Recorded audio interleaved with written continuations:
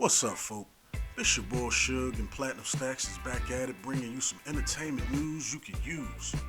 Russell Simmons, pioneer in hip hop, co-founder of Def Jam, producer of the legendary hip hop group Run DMC, gave us his thoughts on the recent backlashing that Kyrie Irving and Kanye West have been receiving as of late from the Jewish community regarding their outspokenness. And he also let us know some of his thoughts on the Dave Chappelle SNL monologue, the Saturday Night Live monologue, where he pretty much let everybody know that there are, in fact, a lot of Jews who are running things in the entertainment industry. But, is that a conspiracy? Who knows? But at the end of the day, Russell Simmons did let everybody know that the Jewish people are, in fact, great collaborators.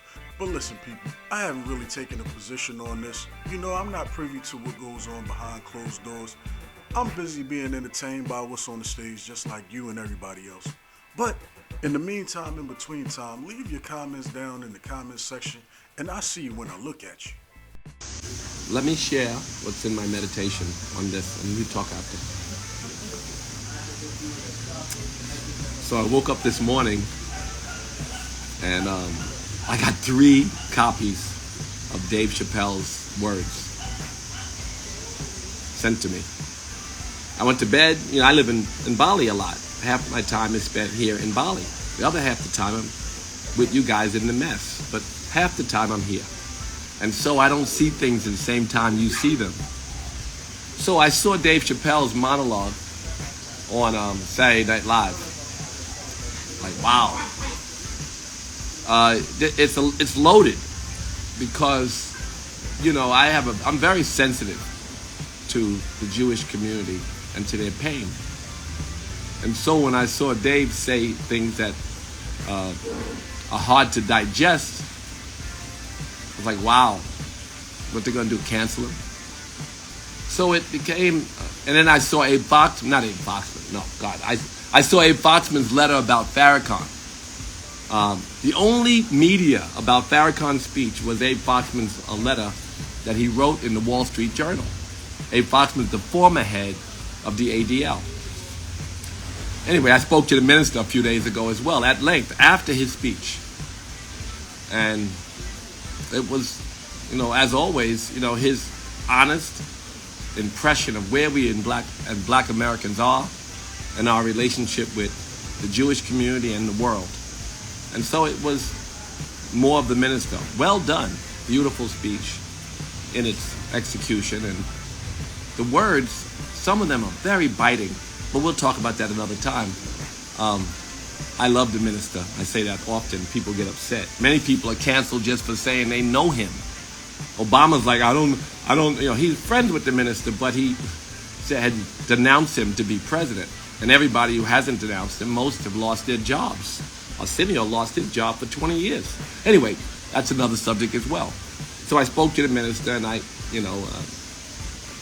had a good talk with him.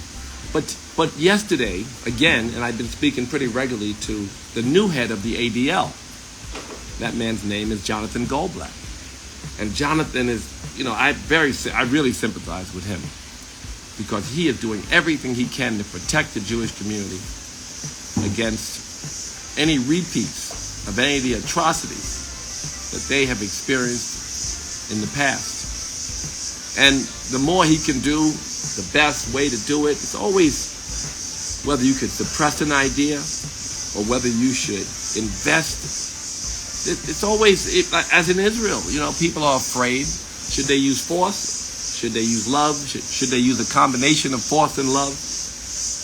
These are the questions, when you're trying to survive. How do you get your adversaries to love you and to allow you to exist? And how do you promote fairness so that you can exist for a long time, right? Because if you promote love, then there's a lasting partnership. And if you promote force, because that's all you feel is left, then you always got a potential for an uprising. So we go back to Dave Chappelle and his words. He talked about the power dynamic. And this is the issue in the bottom of all of it. If you look at my post, which I'm going to repost because it's so important, about my partnership with the Jewish community in every single industry. Jewelry, fashion, film, television, music, financial services. I mean, only because it was the white man was in charge. But the white man who was in charge of a lot of the industries more than pound for pound, very powerful, are the Jewish members of those industries, the Jewish community members. And they are the ones who've empowered not only me, but almost every black billionaire or black success story in these industries. It has been a Jewish partner that's empowered them. So when you say that, it's beautiful to see that the Jews are such great collaborators, but then it also leads to, well, why do you have to go to a Jewish member? Why can't you just do it? Well, because all industry requires partnership, and because they, in many cases, in financial service, in jewelry, and in fashion, well, not in fashion, but in the shmata business or the garment business, these are jobs left for the Jews by the WASPs. Left for the Jews by the WASPs. Entertainment is even dirty. Money is dirty.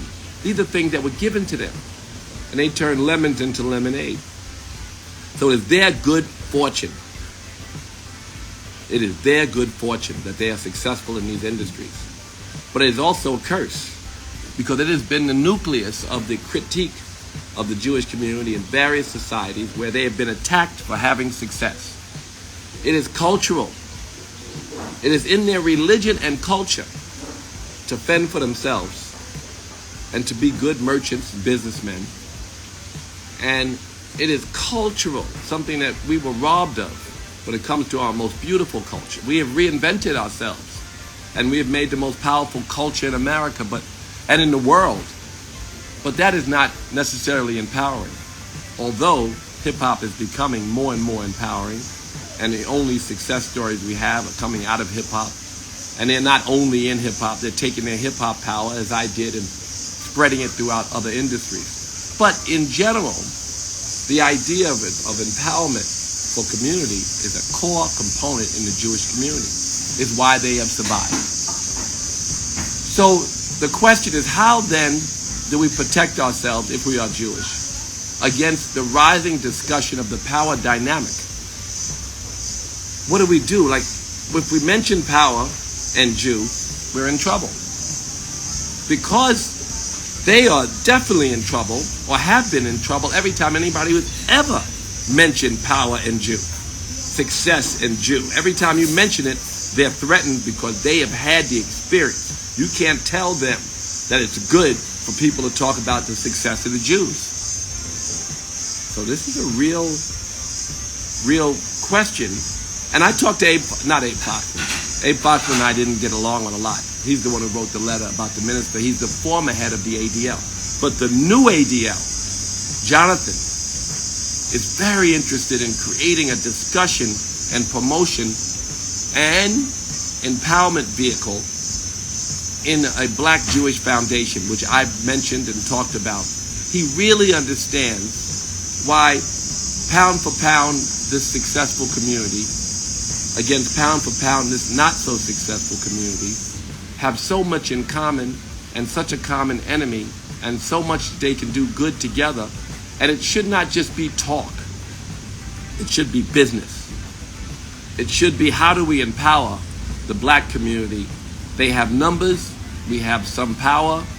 When you put the numbers and the power together, we can protect ourselves against the common threat of white supremacy. Because it's not that the blacks are mentioning the power dynamic and that the white supremacists aren't watching, and to their delight, it's a reason to put a sword in the hearts of the Jewish community. And white supremacists are benefiting watching us fight. So the discussion of the power dynamic and the use of it as a collaborative tool is what we must discuss today. We have to talk about a partnership between blacks and Jewish that will uplift economically the black community and will help them to empower their communities in the ways that Jewish people have empowered themselves. It's nothing wrong with a discussion that kind of mirrors reparations. There's nothing wrong with, look, when we were trying to get in the music business, I'll give you a few stories. When we were trying to get in the music business and we had our music and we were the core and most powerful cultural dynamic, but we were starving because we didn't have distribution. It was the Jews who were allowed to be in the music industry who took their power and got us on the radio and got us in music in a more meaningful way. When I went to the jewelry business, because they asked me to go to work with Mandela, and I went to meet with him, and we talked about the Diamond Empowerment Fund. When I went back, of course, it was the Jews from the Oppenheimer family and all in the Jews in Africa, the Jews here, the Jews everywhere, wanted to help me build schools. And millions and millions of dollars were pumped into schools that educated, uplifted Africans. So that was the Diamond Empowerment Fund, but it was the Jews. And in America, it was the Jews who put me in the jewelry business. SIMMONS Jewelry, if you might remember, before your time. What I'm telling you is that there is a partnership, a collaboration, and that we have to find a way to discuss the dynamic, but not use it as a way to hurt the community, but they must help us use it in a way to uplift their community, not only economically, but in terms of their status and their appreciation of their presence in America.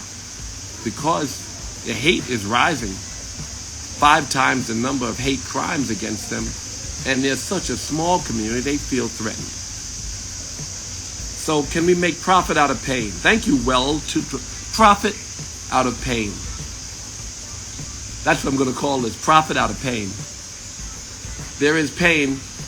Can we empower economically our brothers?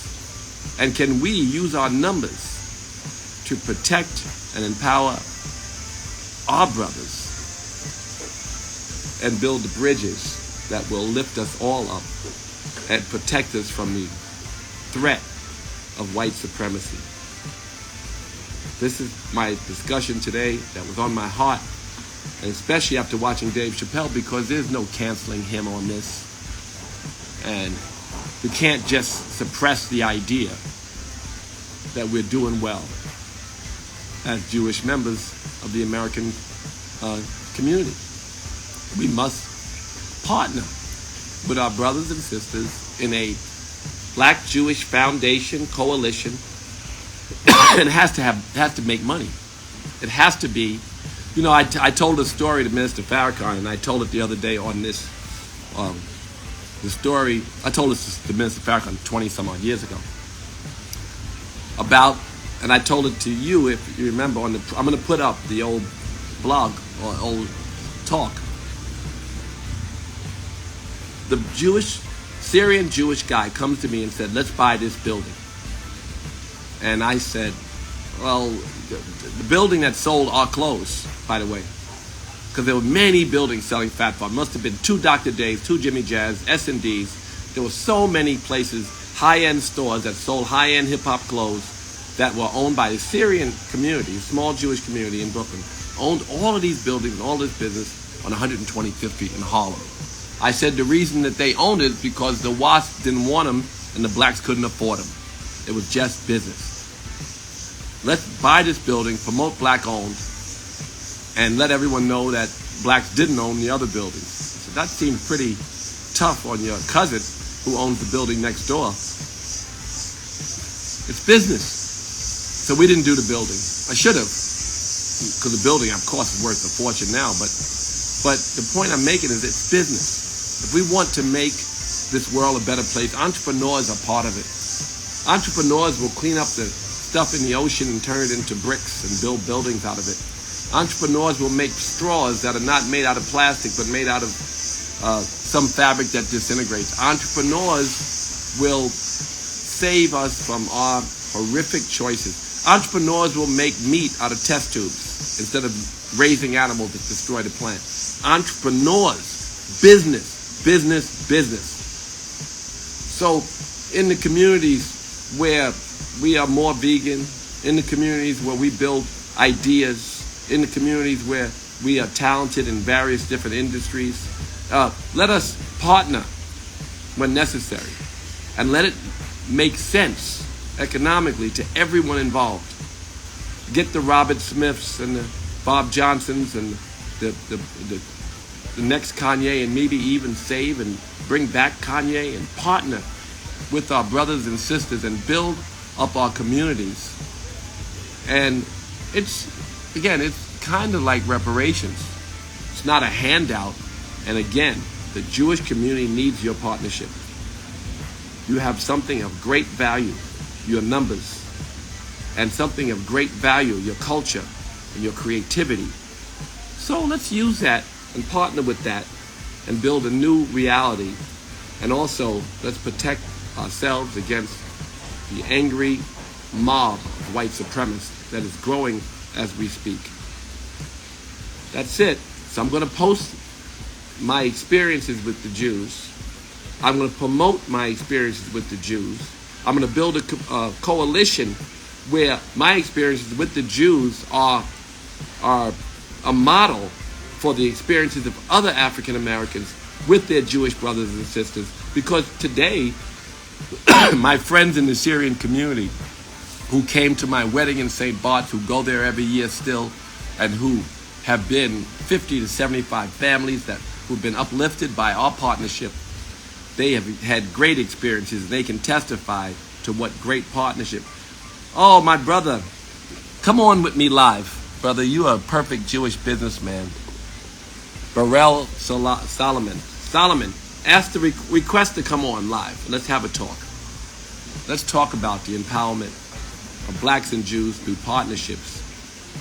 You would be a great partner to join our coalition. Let's go, he says. So how do I get you on here? Can't you press to try to go live with me? Maybe not. All right, so it's long enough already. People don't want to listen too much. But just know that we must build a partnership and a coalition for the future. Not to judge or cancel, especially when we talk about the power imbalance. Let us just acknowledge it and use it to lift us up. Thank you. Namaste, yogis.